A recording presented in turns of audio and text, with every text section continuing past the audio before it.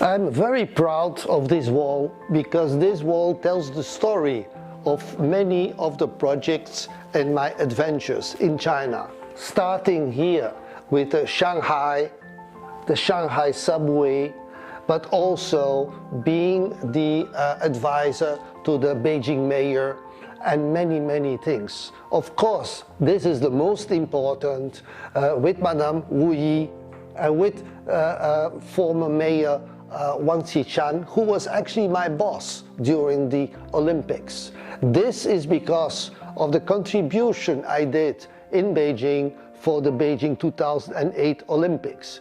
So you can see here in this office quite a lot of things related to the Olympics. And the Olympics even is here because this is with the president of the International Olympic Committee, Jacques Rogge. He's actually from my hometown and we went to the same school and we met him several times. I was also fortunate. I met the former King of Belgium, Gilbert, here in the residence, and then I was decorated by Prince Philip some years ago. Now Prince Philip has become King Philip. So this is really the gallery of many souvenirs that you can see here of things. It shows the Friendship Award, China Friendship Award, Great Wall Award. So I must say thank you to Beijing, thank you to China for recognizing the work I have done. Many people ask me the question how China has changed in 40 years. This is a very difficult question to answer. I think even young people in China today, they have no idea how China was 30 or 40 years ago. We can talk a lot about this. We can talk about the new highways, the new trains, the new technologies and everything. Personally, to make it a short story, I would say what has impressed me most in China over the 40 years is the changes of the Chinese people, the changes in society, how the people now have the different way to think. Before, we looked at the Chinese that they had all the same ideas, the same habits, the same opinion. Today we see that there are many segments in society that are very different from each other.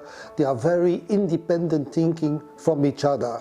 And society has become much more open. So I'm still very impressed to see how the young people have changed. I have actually studied a little bit the changes in China, looking at Jiulingho, Balingho, Qilingho is really fascinating.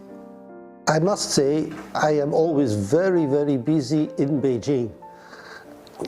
Actually, I'm retired, but I still make a joke. I say I'm retired, but I still have 5 jobs.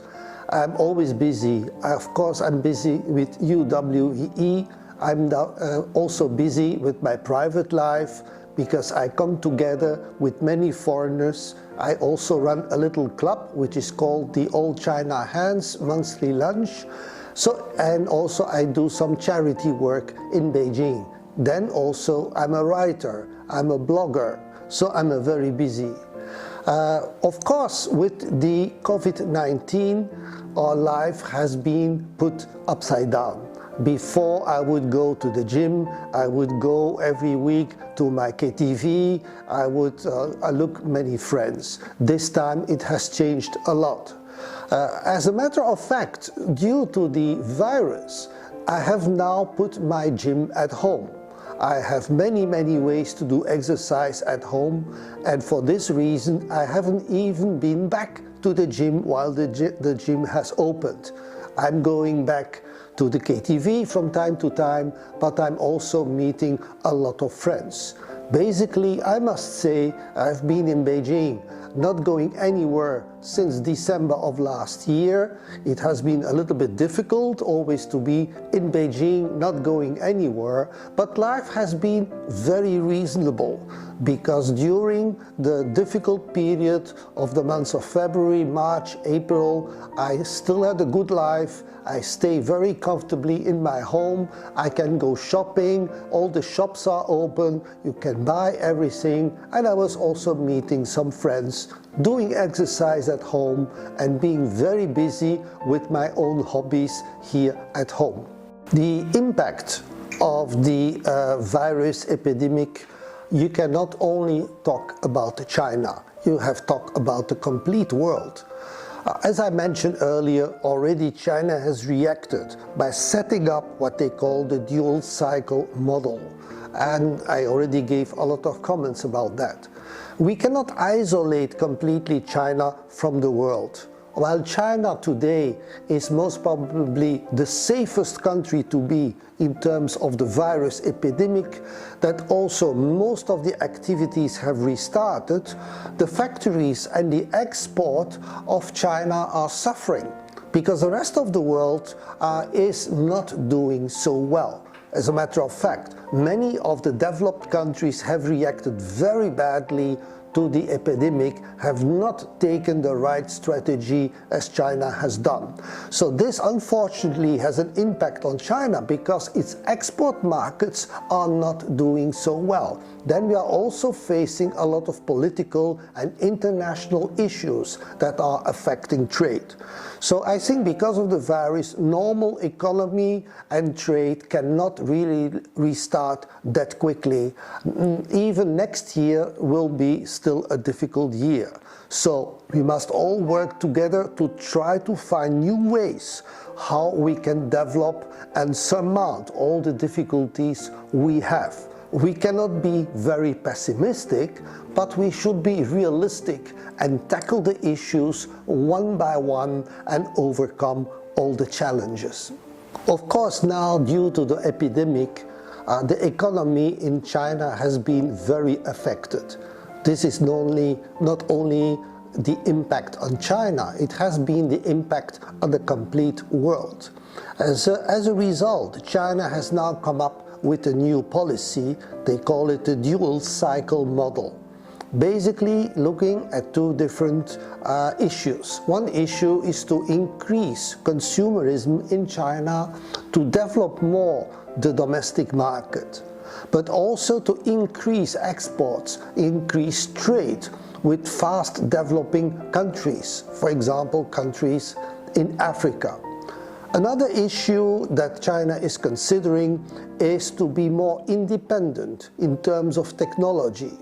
In a certain way, we can say it's a little bit of a de-globalization going on.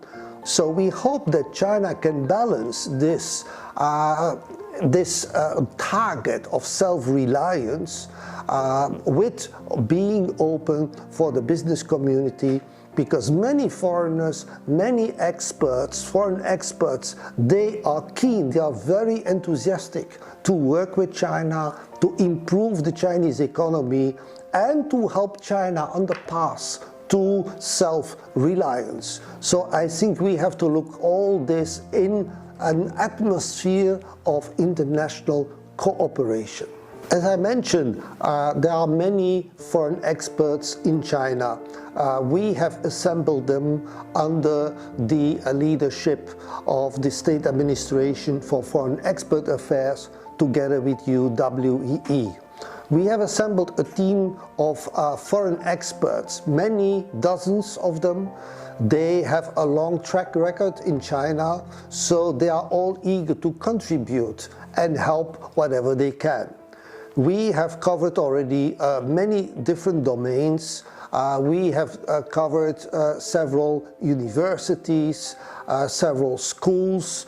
So we have been very busy in education. And what we do, we visit the schools, we give some seminars, we give some talks on the subject that have been requested to us. That can be, for example, one case was about hospitality sector and international exhibitions, how to be successful. So our role is to give advice and to give tips to many times to the young people, to the students, sometimes also to the local governments. So we are a pool of expertise and knowledge that we put to good use through UWEE. China is now reviewing its strategy on the Belt and Road Initiative. We must say there are several issues in front of us. In the past, China has made a little bit of mistakes in handling projects abroad by not using enough local labor and other issues. But China has now learned its lessons, and the Chinese government is forcing companies working abroad in the Belt and Road Initiative to be more correct in handling everything.